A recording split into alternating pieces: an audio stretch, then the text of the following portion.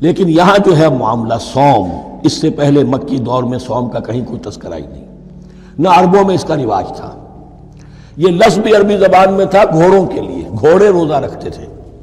رکھتے کیا تھے بیچارے؟ انہیں رکھوایا جاتا تھا، کیونکہ عربوں کا جو معاملہ تھا وہ لوٹ مار، غارت گری، اور اس کے لیے انہیں چاہیے تیز رفتار سواری، جاؤ حملہ کرو، لوٹو مارو اور بھاگو۔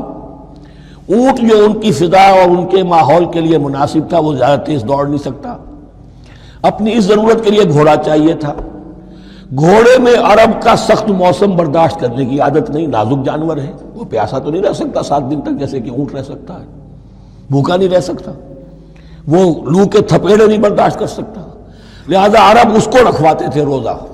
کھانا پینا بند کیا اور اس کے جو ہے منہ کر کے کھڑے ہو گئے جب گرم تیز ہوا چل رہی ہے، خود تو اپنے آپ کو لپیٹ لیا اپنے گھٹنے میں، غترہ کہلاتا ہے وہ جو بھی کپڑا اوپر ہوتا ہے، اور وہ اس گھوڑے کو جو ہے وہ ساری آگ اس پر برس رہی ہے تاکہ اس میں عادت پیدا ہو جائے جھیلنے کی، برداشت کرنے کی۔ تو جنگ کے موقع پر کہیں یہ دغا نہ دے جائے، اگر یہ ہمت ہار گیا تو اس کا تو کیا کیا جائے گا، تو اصل میں سوار ہے جو مارا گیا۔ یہ روزہ ان کے ہاتھ تھا، لیکن جب حضور آئے مدینے میں تو یہاں یہود میں روزے کا رواج تھا۔ وہ ایک تو عاشورہ کا روزہ رکھتے تھے، اس لیے کہ وہ تاریخ تھی جس میں کہ نجات ملی تھی بنی اسرائیل کو فرعونیوں سے۔ پہلے یہ کہ ہر مہینے میں 3 روزے، اب اگر 30 کے 30 روزے ایک ہی مہینے میں فرض کر دیے گئے ہوتے اور وہ ہوتے جون جولائی کے تو جان نکل جاتی۔ بہترین تدبیر یہ کی گئی ہر مہینے میں، اور یہ موسم سارے آ رہے ہیں اس میں۔ پھر کچھ عرصے کے بعد یہ رمضان کا روزہ فرض کیا گیا۔ پہلا جو روزہ تھا 3 دن کا، اس میں یہ بھی تھی اجازت کہ جو اگر مسافر نہیں ہے، بیمار بھی نہیں ہے، طاقت رکھتا ہے روزہ رکھنے کی، پھر بھی روزہ نہ رکھے تو اس کا فدیہ یہ ہے کہ 1 مسکین کو کھانا کھلائے۔ علی الاطلاق تھا یہ۔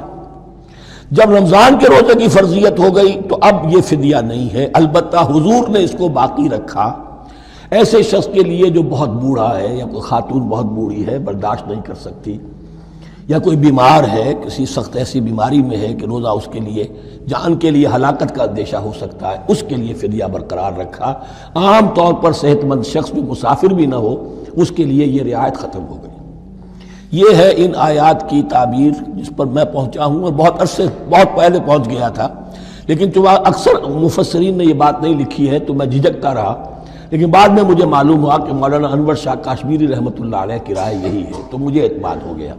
اور پھر مجھے اس کا ذکر جو ہے یہ تفسیر کبیر میں امام راضی کے ہاں بھی مل گیا کہ متقدمین کے ہاں یہ رائے موجود تھی کہ پہلی 2 آیتیں جو ہیں اس روزے سے متعلق یہ رمضان کے روزے سے متعلق نہیں ہیں، بلکہ وہ 3 ہر مہینے کی 13، 14 اور 15 ایام 20 کے روزے حضور نے بعد بھی رکھے ہیں نفلاً، لیکن شروع میں یہ 3 روزے رکھنے کا حکم دیا گیا تھا۔ پہلی 2 آیتیں اس 6 آیتوں پر مشتمل رکوع، اور یہ ایک عجیب مقام ہے۔ قرآن مجید کے احکام بہت دفعہ ہے، نماز کے احکام قرآن میں بہت دفعہ ہیں، کہیں وضو کا ہے، کہیں تیمم کا ہے، کہیں اور نماز خوف کا ہے، مختلف جگہوں پر، لیکن صوم کی عبادت پر یہ 6 آیات کامل ہیں، مکمل ہیں، اس کی حکمت، اس کی غرض و غایت، اس کے احکام سب کے سب اس میں آ گئے۔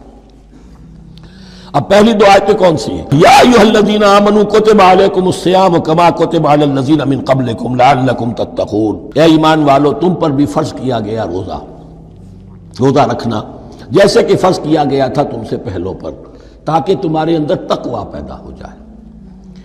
وہ جنگ کے لیے کرواتے تھے گھوڑوں کو تیار، تمہیں تقوی کے لیے اپنے آپ کو تیار کرنا ہے، بھوک کو قابو میں رکھ سکو، شہوت کو قابو میں رکھ سکو، پیاس کو برداشت کر سکو۔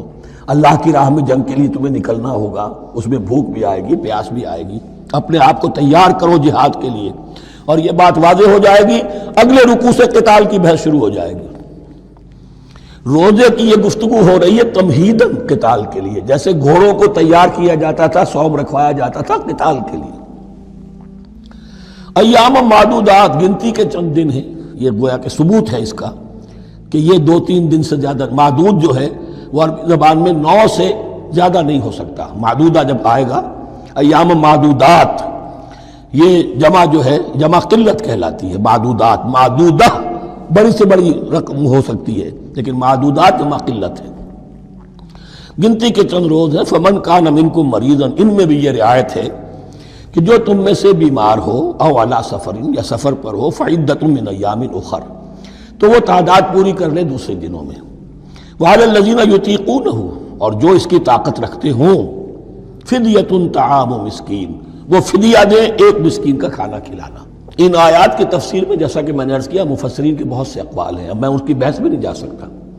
جو میں نے اپنے مطالعے کے بعد رائے قائم کی ہے میں صرف وہی بیان کر رہا ہوں کہ اس وقت، اور یہ امام راضی کے الفاظ ہیں کہ یہ فرضیت الگ تعیین نہیں تھی بلکہ الگ تخییر تھی. فرض تو ہے روزہ، لیکن اس کا بدل بھی دیا جا رہا ہے، اگر تم نہیں رکھنا چاہتے تو تم ایک مسکین کو کھانا کھلا دو. تو گویا کہ تدریجاً انہیں لانا تھا چونکہ اس بات کے وہ پہلے سے عادی نہیں تھے.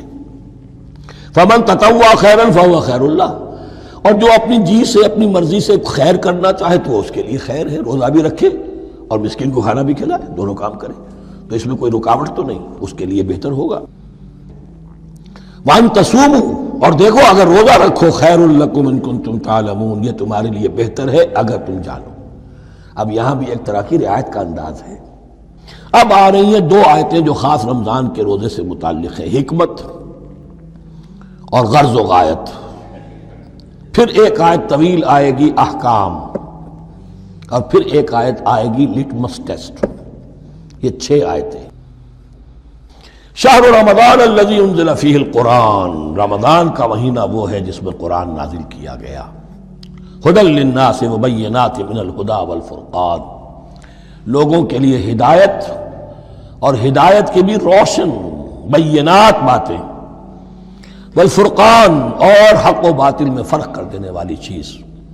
فمن شہد منکم الشہر، تو جو کوئی بھی پائے اس مہینے کو، یا جو شخص بھی مقیم ہو اس مہینے میں، مسافر نہ ہو، فلیصم، اس پر لازم ہے کہ روزہ رکھے. اب وہ وجوب علی التخییر ختم ہو گیا، اب وجوب علی التعیین، اب یہ لازم ہے، یہ رکھنا ہے. ایک رعایت باقی رکھی، ومن کان مریضا او علی سفر فعدۃ من ایام اخر، جو بیمار ہے یا یہ کہ سفر پر ہے وہ تعداد پوری کر لے دوسرے دنوں میں. یرید اللہ بکم الیسر ولا یرید بکم العسر، اللہ تمہارے ساتھ آسانی چاہتا ہے، سختی نہیں چاہتا. یہ لوگ اپنے اوپر سختیاں جھیلتے ہیں، شدید جو ہے سفر کے اندر بھی روزہ رکھے ہوئے، حالانکہ یہاں اجازت دی ہوئی ہے. یہ بلکہ حضور نے ایک مرتبہ ایک سفر میں کافی سرزنش کی، کچھ ایک جہاد اور قتال پہ نکلے تھے، لیکن کچھ لوگوں نے اس سفر میں بھی روزہ رکھ لیا. نتیجہ یہ ہوا کہ سفر کے بعد جہاں منزل میں اب جا کر خیمے لگانے تھے وہ نڈھال ہو کر گر گئے. جن لوگوں کا روزہ نہیں تھا انہوں نے پھر وہ خیمے لگائے، منزل کا کام کیا. تو حضور نے فرمایا کہ لیس من البر الصیام فی السفر، روزے رمضان اس میں سفر میں روزہ رکھنا کوئی نیکی کا کام نہیں ہے. لیکن ہمارا تصور اور ہے، 105 بخار چڑھا ہوا ہے، روزہ نہیں کھولوں گا میں، روزہ تو میں نے رکھا ہوا ہے، یا روزہ تو میں نہیں چھوڑوں گا. حالانکہ جہاں رعایت اللہ کی ہے اس رعایت سے فائدہ نہ اٹھانا ایک طرح کا کفران نعمت ہے. وَلِتُكْمِلُوا الْعِدَّةَ، لیکن تمہیں عدت اور تعداد اب پوری کرنی ہوگی. وہ جو تھی ایک رعایت کہ فدیہ دے کر فارغ ہو جاؤ، وہ نہیں ہے. وَلِتُكَبِّرُوا اللَّهَ عَلَىٰ مَا هَدَاكُمْ، اور تاکہ تم تکبیر کرو اللہ کی اس پر کہ جو اس نے ہدایت تمہیں عطا فرمائی. وَلَعَلَّكُمْ تَشْكُرُونَ، اور تاکہ تم شکر کر سکو اس نعمت عظمیٰ کا جو قرآن حکیم کی شکل میں تمہیں دی گئی ہے. اس موضوع پر میرا کتابچہ عظمت صوم اور عظمت صیام و قیام قرآن، اس میں یہ سارے مضامین تفصیل سے آئے ہیں. کیا حکمت ہے، کیا غرض و غایت ہے، کیا مقصد ہے، اور آخری منزل کیا ہے. وَإِذَا سَأَلَكَ عِبَادِي عَنِّي فَإِنِّي قَرِيبٌ. مطلوب تو یہ ہے کہ تمہارا جو یہ جسم حیوانی ہے یہ کچھ کمزور پڑے، روح ربانی جو تم میں پھونکی گئی ہے اسے تقویت حاصل ہو. دن میں روزہ رکھو، اس حیوانی وجود کو ذرا کمزور کرو، دباؤ اس کے تقاضوں کو. رات کو کھڑے ہو جاؤ، اللہ کا کلام سنو اور پڑھو تاکہ تمہاری روح کی آبیاری ہو، اس پر حیات، آب حیات کا ترشح ہو.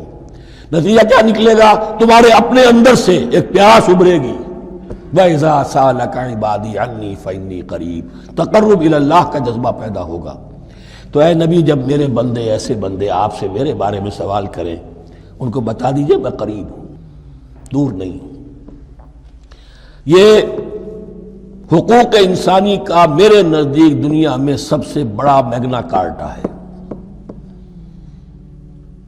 اللہ اور بندے کے درمیان کوئی فصل نہیں ہے، فصل اگر ہے تو تمہاری اپنی خباثت ہے، اگر تمہاری نیت میں فساد ہے، حرام خوری تو کرنی ہی کرنی ہے، تو اب کس منہ سے اللہ سے دعا کرو گے؟ پھر جاؤ گے کسی پیر کے پاس، آپ دعا کر دیجئے، یہ نذرانہ حاضر ہے؟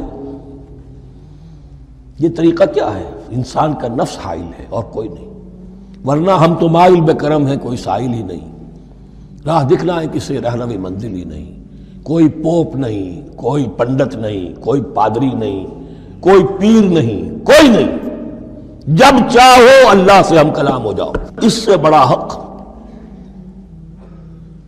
کیوں خالق و مخلوق میں حائل رہے پردے؟ پیران کلیسا کو کلیسا سے اٹھا دو۔